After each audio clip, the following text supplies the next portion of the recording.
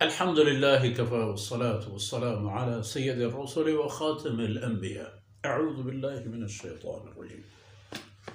بسم الله الرحمن الرحيم. قاف والقرآن المجيد. بل عجبوا أن جاءهم منذر منهم فقال الكافرون هذا شيء عجيب أإذا متنا وكنا ترابا ذلك رجع بعيد. سبحانك لا علم لنا إلا ما علمتنا إنك أنت العليم الحكيم. رب اشرح لي صدري ويسر لي أمري واحلل عقدة من لساني يفقه قولي واجعل لي وزيرا من أهلي رب زدني علما وارزقني فهما. ثم أما بعد. گرامی قدر بھائیوں بہنوں اور پیارے بچوں، سورہ حجرات کے بعد سورہ قاف۔ حجرات میں آداب زندگی، سلوک، رویے، رفتار اور اخلاقیات، ذاتی اخلاقیات سے متعلق، اور سورہ قاف چونکہ مکی سورہ ہے اور اس میں وہی اسلوب کے مطابق توحید و معاد و جناب رسول اللہ صلی اللہ علیہ وسلم کی برحق رسالت وغیرہ محور اور مرکز ہیں، اور یہ دیکھنا ہے کہ اس قرآن سے متعلق انسان کا رویہ اور اس کا ایمان یا احساس وہ کس طرح ہے، دیکھ لینا۔ بل عجبو، اس میں یہ بات آئے گی۔ فرماتے ہیں قاف یہ حروف مقطعات میں سے ہے کہ جس کے بارے میں آپ جانتے ہیں، عرض کیا گیا ہے کہ یہ اللہ کی علم کی باتیں ہیں جو امت اور مخلوق کے لیے ان کی کوئی یعنی اصطلاح سامنے نہیں آئی ہے، اور یہ باتیں واللہ اعلم بمرادہ کی بنیاد پر قبول ہے الحمدللہ، کہ اللہ رب العزت بہتر جانتا ہے کہ ان فرمودات سے اللہ رب العزت کا ارادہ اور قصد کیا ہے۔ والقرآن المجید، اور قسم ہے قرآن کی باعزت اور عظمت والی کتاب کی، قسم ہے عظمت والی اس کتاب قرآن کی۔ ویسے نام بھی قرآن کیونکہ پڑھی جانے والی کتاب ہے، اور سب سے زیادہ جو دنیا میں پڑھی جانے والی کتاب ہے وہ قرآن ہے۔ کوئی کتاب قرآن کی بمقدار نہیں پڑھی جاتی۔ کروڑوں کے حساب سے ہر لمحہ لوگ اس قرآن کو پڑھ رہے ہیں، حتیٰ کہ ہو سکتا ہے بعض لوگ تنقید کی نظر سے پڑھ رہے ہوں، لیکن پڑھی جانے والی کتاب یہی ہے۔ اور جس نے قرآن کو انصاف کی نظر سے پڑھ لی وہ دوبارہ قرآن کا ہو گیا، یہ انسانی تاریخ اس کا گواہ ہے۔ اب انسان نے اس کے ساتھ کیا سلوک کیا؟ بل عجبوا ان جاءهم منذر منهم، وہ اس بات پر تعجب میں پڑے رہے، اس مسئلے نے ان کو حیران کر دیا کہ بھئی ایک آدمی ہمارے معاشرے کا حصہ، ہم جیسا انسان آ کر کہتا ہے کہ میں اللہ کا قاصد و رسول ہوں۔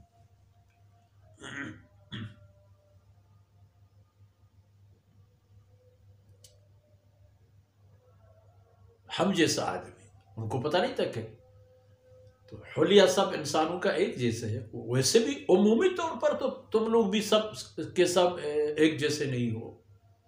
تو جو شخص اللہ کی رسالت کے لیے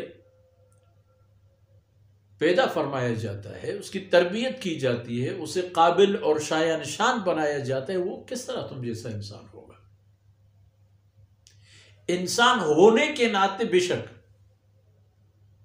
لیکن الصادق والامین تو تم لوگوں نے اس کو لقب دیا تھا، الصادق والامین، امانت اور سچائی، ان دونوں پر باتیں ان حضرت صلی اللہ علیہ وسلم پر آ کر مکمل ہوتی تھی، کسی کا ذرہ بر شائبہ نہیں تھا کہ میری امانت یہاں ضائع ہوگی یا جو کچھ انہوں نے فرمایا ہے وہ خدا نخواستہ کوئی غلط بات ہو سکتی ہے۔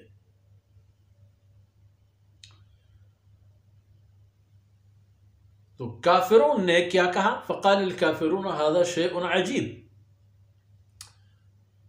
یہ ایک عجیب چیز ہے، عجیب بات ہے، عجیب معاملہ ہے کہ ایک طرف ہم جیسا انسان آ کر کہتا ہے کہ میں اللہ کا رسول ہوں، اور دوسری بات عجیب یہ ہے کہ وہ کہتا ہے اَإِذَا مِتْنَا وَكُنَّا تُرَابًا، کہ ہم مر جائیں اور زمین میں دفن ہو کر ذرہ ذرہ ریزہ ریزہ ہو جائیں اور زمین کی طرح مٹی میں پیوست ہو کر مٹی بن جائیں، کوئی ہماری نشان و نام ہی نہ رہے، اور ہمیں دوبارہ پیدا کیا جائے گا، ہمیں اسی حالت میں پیدا کیا جائے گا، یہی سر، یہی ہاتھ، یہی اعضاء و جوارح، بول سکتا ہوں، دیکھ سکتا ہوں، پھر سن سکتا ہوں بعد میں۔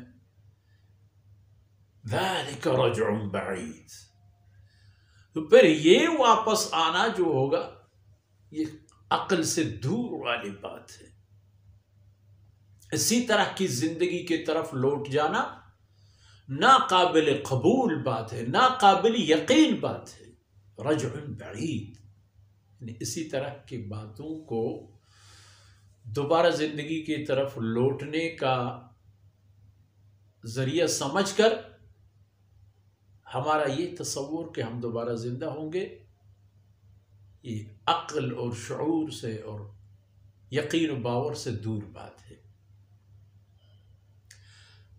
اصل میں ان لوگوں کی حماقت یہ تھی کہ پہلے انہوں نے اللہ کے رسول کی باتیں نہیں سنی، توجہ کر لیتے، دقت کر لیتے تو جس ذات نے پہلی بار تخلیق فرما دی، وجود دے دی، حیثیت دے دی، مقام دے دی، اور یہ دنیا اس ذات نے بنا دی اور ہمارے اختیار میں دے دی، اپنی اختیار سے ہمارے مرضی کے خلاف عجیب انداز میں دوبارہ ہمیں موت آئے گی، تو پھر دوبارہ پیدا ہونا اس کے لیے کون سی مشکل بات ہے؟ ہم از خود تو دوبارہ پیدا نہیں ہوں گے، وہی اللہ جس نے پہلے بار ہمیں پیدا فرمایا ہے وہی ہمیں دوبارہ پیدا فرمائے گا۔ اگر اس طرف توجہ کر لیتے اور رسول صلی اللہ علیہ وسلم کی بات سن لیتے تو یہ نوبت نہ آتی، مگر انہوں نے ایسا نہیں کیا، اور یہ تو پھر ناقابل باور بات ہے کہ جب ہم مر جائیں گے اور زمین کا حصہ ہو جائیں گے اور دوبارہ پیدا کیے جائیں گے، یہ حالت ہے انسان کا، اور اسی انسان کو اللہ کی کلام تدبر اور حکمت کے ساتھ پڑھنا اور سننا اور سمجھنا چاہیے، تاکہ اس کی دنیا اور آخرت کی صحیح رہنمائی ہو، اور دنیا اس کی آخرت کے لیے سرمایہ ہے، یہ سرمایہ اس کے ہاتھ سے ضائع نہ ہو جائے۔ ان معروضات کے ساتھ ہی آج کی باتیں اختتام پذیر ہوتی ہیں۔ اللہ رب العزت کوتاہیوں سے درگزر فرمائے اور یہ لمحات ہماری اور آپ کی آخرت کے کام آ جائیں۔ وصلی اللہ علی نبینا محمد وعلی آلہ وصحبہ